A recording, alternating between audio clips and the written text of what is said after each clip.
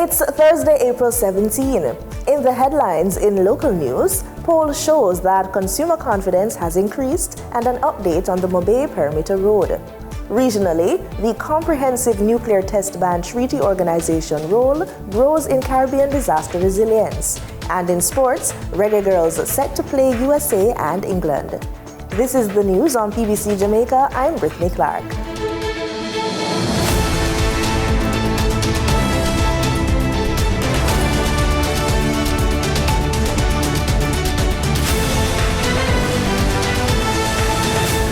There's a mix of economic sentiment in Jamaica as we head deeper into 2025.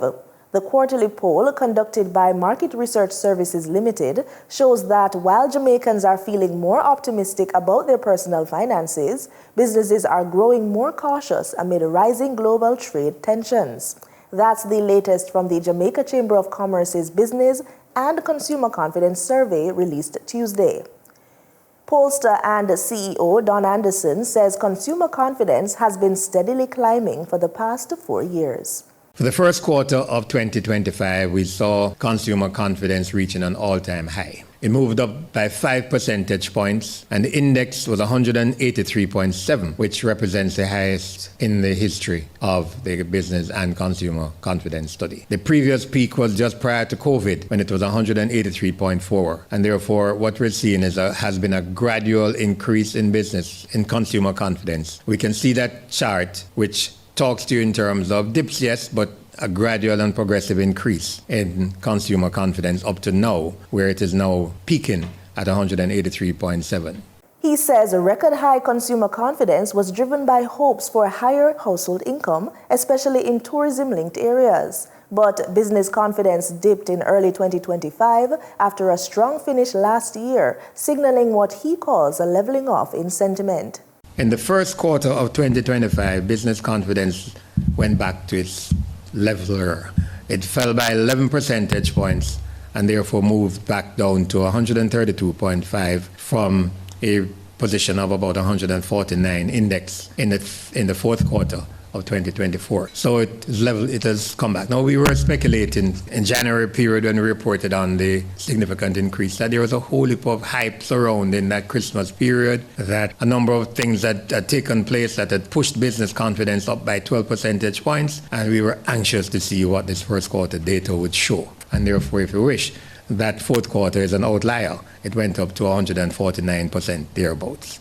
Mr. Anderson notes that businesses are particularly worried about the ongoing trade war and uncertainties tied to the election of U.S. President Donald Trump. One very important factor that has taken place between then and now, of course, is taking of office of the new President of the United States. What impact? We don't have a direct correlation to measure it, but the sort of argument and anecdotal evidence is that perhaps this is a factor that is driving this kind of sentiment. The economy, 40% they believe the economy is going to get better, which is not a bad number, but it does pale in comparison to that 50% a quarter before.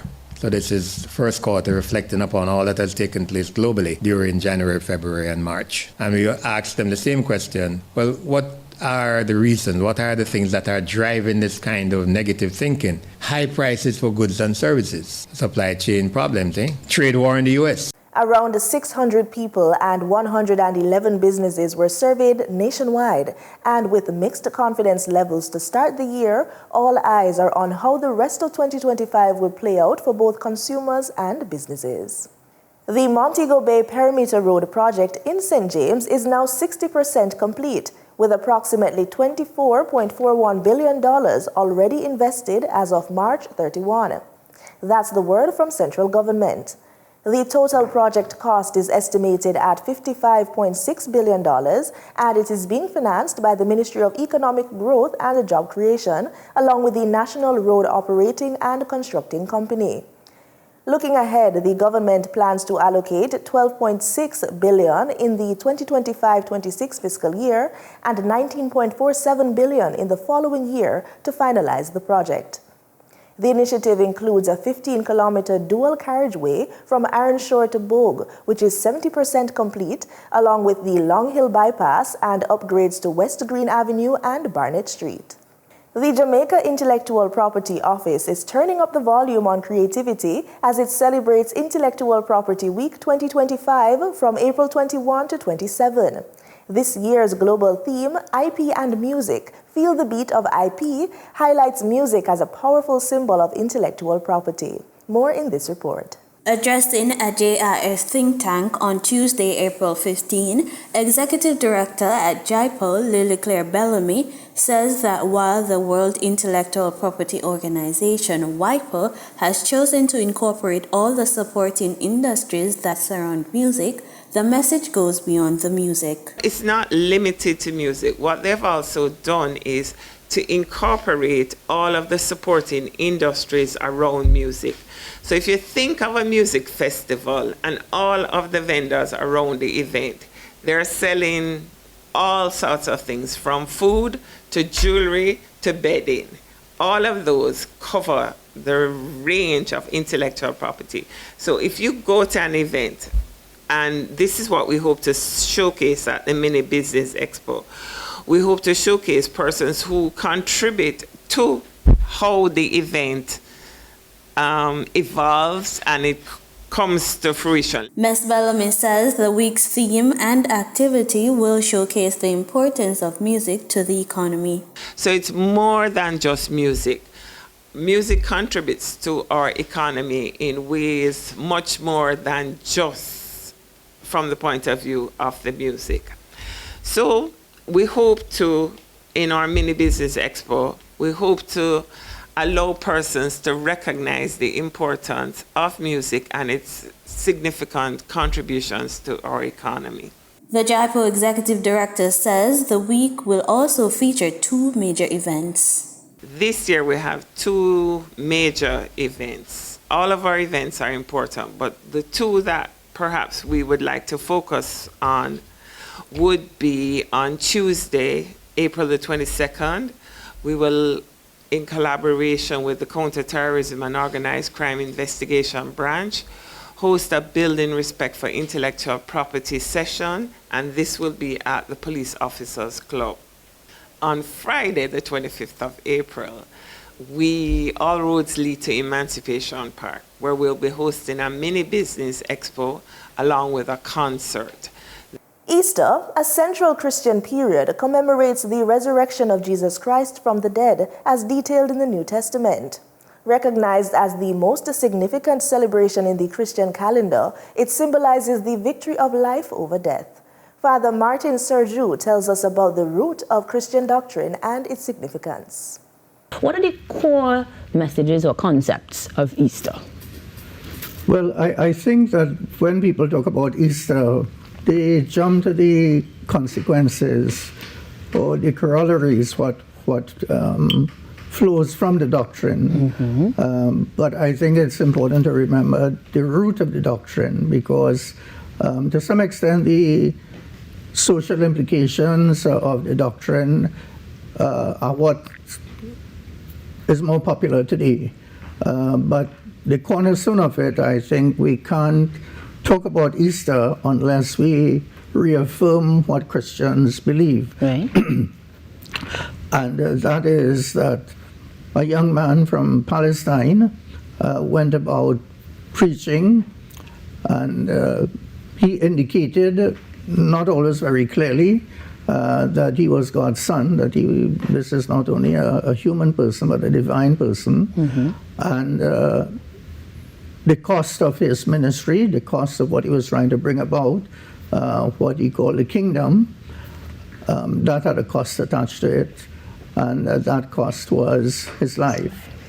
But unlike most people or all others, his death did not end in death, and therefore he came back with what we call a glorified body, mm-hmm. which we don't really fully know what it is all about. And areas of physics and so on, they are exploring things like that. But it was not a dead man who had come back to life, which has happened in many cultures, which is what we call resuscitation. Somebody is dead for a couple of minutes and so on, right. Or even a few hours, and the person comes back to life. But that is not what we preach. It's somebody who was in the tomb, dead for 3 days, And when he did come back, he came back with a glorified body and also with evidence of his wounds. And that is really the source of our hope, because I can't think of a better example of why we should not give up, except what St. Paul says, death, where is your victory? Death, where is your sting? And since that sting has been taken away, it provides for us who call ourselves Christians to be embedded in that hope, that even if we die in a certain cause or ministry, that will be vindicated. It is not all in vain. It is a conduit of something much greater God has planned, not just for you and me, but for the entire cosmos. The idea of hope is beautiful, but to lots of people very fantastic. We would have heard even from a previous conversation, the realities that a lot of people face makes it very, very hard to see or feel hope or even have faith in things. What do you say to those persons, particularly in this time where we should be reflecting on exactly that? Yes. I think sometimes hope is mixed up with optimism, and hope is not optimism. Hope is not looking on the brighter side of things simply, or you look at the glass and you say it's half full instead of being half empty. And also people like to think of hope as being like sunlight, like the light in this room and so on, that it has to be bright, things have to look totally transformed. But I don't think that is the correct way to look at hope. Hope is often a light shining in the dark, and that dark is not overpowered and cannot be overpowered, we think, because of the resurrection. Mm-hmm. So if we look at what is happening today with the trade war between the United States and China, and if it goes on to become a global trade war, then everybody is going to suffer. Mm-hmm. Things are going to get harder, most of all for the poor. What do you do in circumstances like that?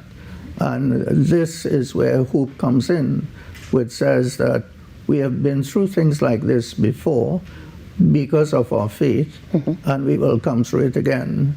Time now for the Business Report with Denise Williams.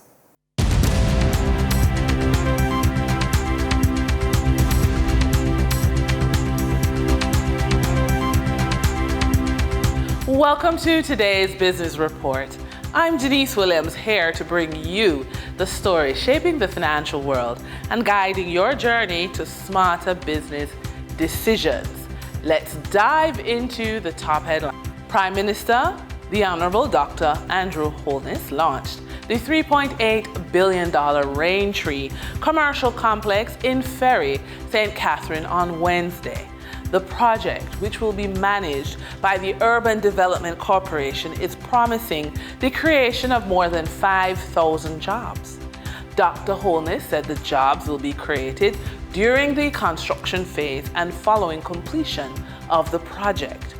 The Raintree complex represents the first phase of a wider transformation of more than 3,000 acres of land in the Ferry Pen area. It will provide lots for commercial and light industrial purposes with all essential amenities in place. The Statistical Institute of Jamaica, Statin, reports that there were 1.42 million people employed during the first 3 months of this year. The majority of Jamaicans who were employed during the first 3 months of this year worked in wholesale and retail, agriculture, forestry and fishing, or real estate and knowledge process outsourcing sectors. According to Statin, wholesale and retail accounted for 255,900 workers. Agriculture, forestry and fishing accounted for 192,600, while 158,200 people were employed in the real estate and knowledge process outsourcing sector. For the trading period ended April 16, 2025, these were the most actively traded stocks. Toll road operator Trans-Jamaican Highway Limited, with 18,324,033 units traded, representing 54.85% of market sales volume. Alternative energy provider Wigton Energy Limited, with 3,915,557 units traded, representing 11.72% of market sales volume. Online education operator Edufocal Limited shares, with 1,749,331 units traded, representing 5.24% of market sales volume. We now shift our focus to the Forex market rate set by the Bank of Jamaica. On April 16, 2025, the Bank of Jamaica reported US $65.15 million purchased and US $62.50 million sold by Forex traders.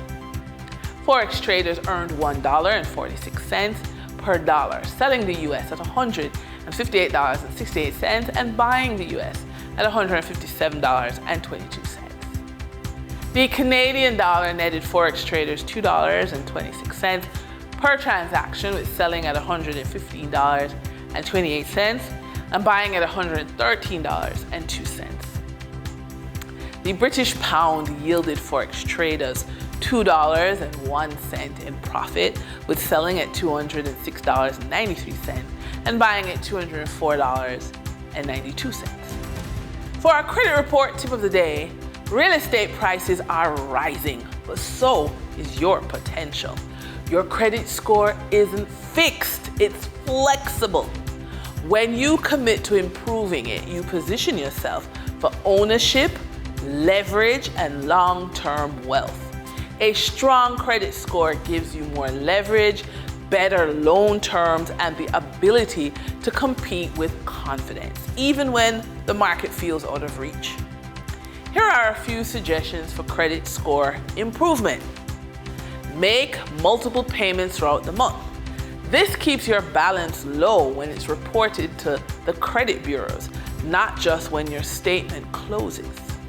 Another option, avoid applying for new credit cards before buying property. Each new application triggers a hard inquiry, which temporarily lowers your score.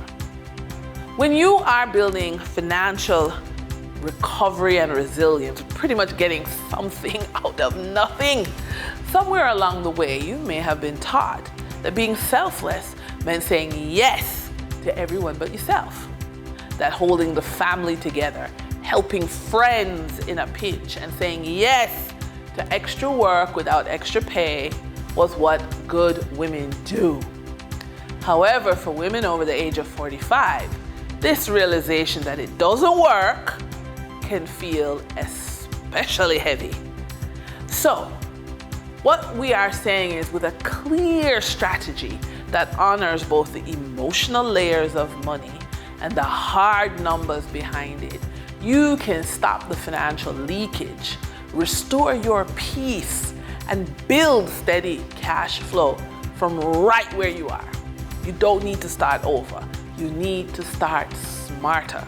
Let's move from guilt to growth and build consistent cash flow from a place of clarity and not crisis. So here's some ideas. First, schedule weekly money dates. 15 to 30 minutes a week to review your accounts, your debts, your wins, and your progress. Next, consider cutting 3 non-essential expenses without guilt. And you're gonna reframe this as a trade up and not a sacrifice. And that wraps up today's business report. I'm Denise Williams, reminding you that every financial decision is a step toward your future. Until next time, stay focused, stay informed, and keep striving for success. See you soon. In regional news, if names like Hiroshima, Nagasaki, Fukushima, and Chernobyl sound familiar, then you already know the devastating toll of nuclear fallout. Now, a global watchdog is working to ensure history doesn't repeat itself. The Comprehensive Nuclear Test Ban Treaty Organization, or CTBTO, is leading the charge using cutting-edge technology to stop nuclear test explosions before they start. But that's not all. They're also helping countries gear up for the natural disasters and protect the planet in the process. TTT News was invited for an inside look at their mission. Over 2 days in April, Jamaica played host to the CTBTO Regional Workshop for state signatories of the Latin America and the Caribbean region. CTBTO, what's that? It stands for the Comprehensive Nuclear Test Ban Treaty Organization, the guardians of the Comprehensive Nuclear Test Ban Treaty, which aims to stop nuclear test explosions across the globe. We've all heard of nuclear testing, a component of building and upgrading nuclear weapons that can do so much harm, not only to human life, but to the environment. And while we appreciate the overt benefits of banning nuclear test explosions, Latin American and Caribbean countries are learning that the science behind the treaty can be an even greater asset to them. So how does the CTBTO carry out its mandate? It's using 4 scientific methods to monitor explosions on the ground, below the ground, under the sea, and in the air. The data gathered during its monitoring, which the CTBTO boasts covers the majority of the globe, is the key for countries like Trinidad and Tobago who have no nuclear testing capabilities.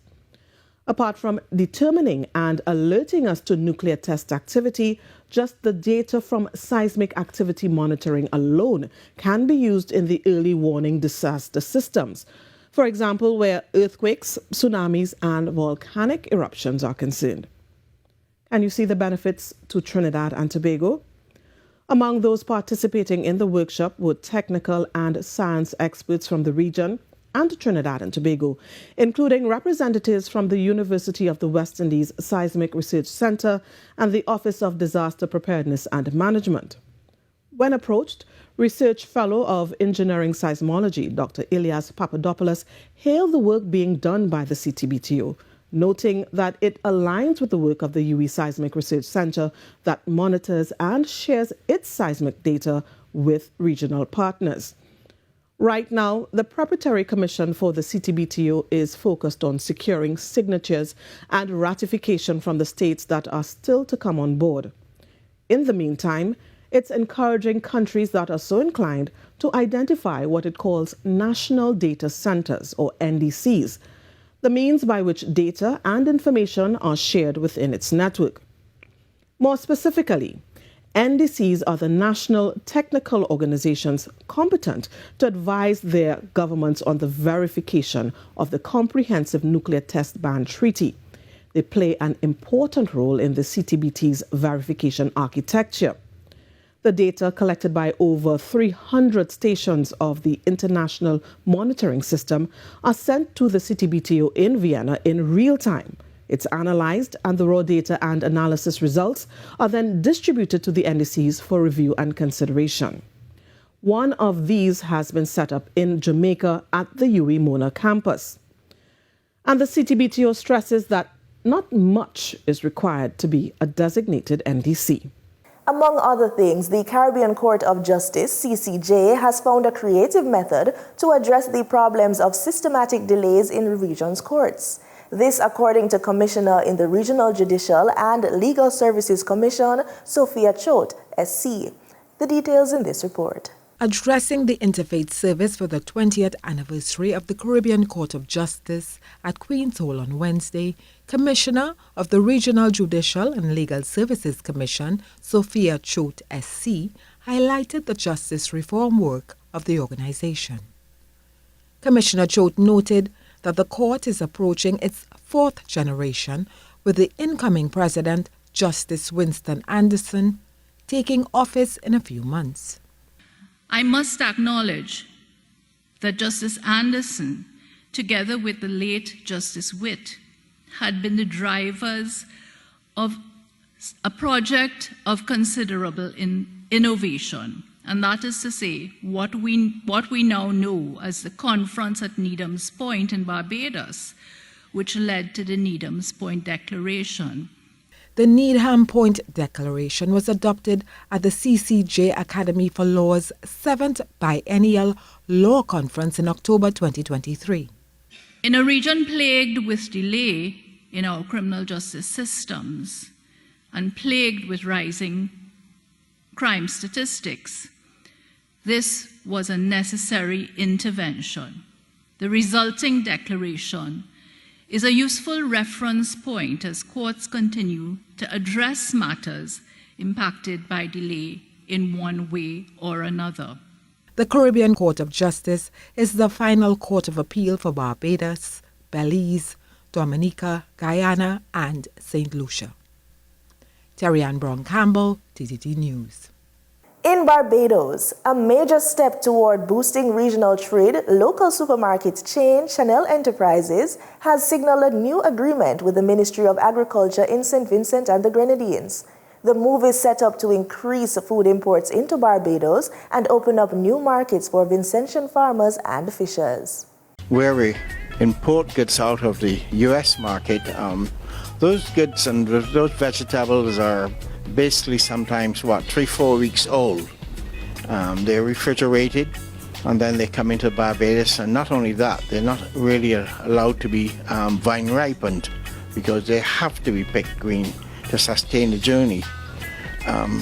But right here in St. Vincent, we can see farmers taking the product straight out the field, straight down to the processing plant, put them on a boat, and 3-4 hours, it's in Barbados. We have a better product, free of pesticides, and we are creating and keeping foreign exchange at home and creating jobs, employment for a whole Caribbean.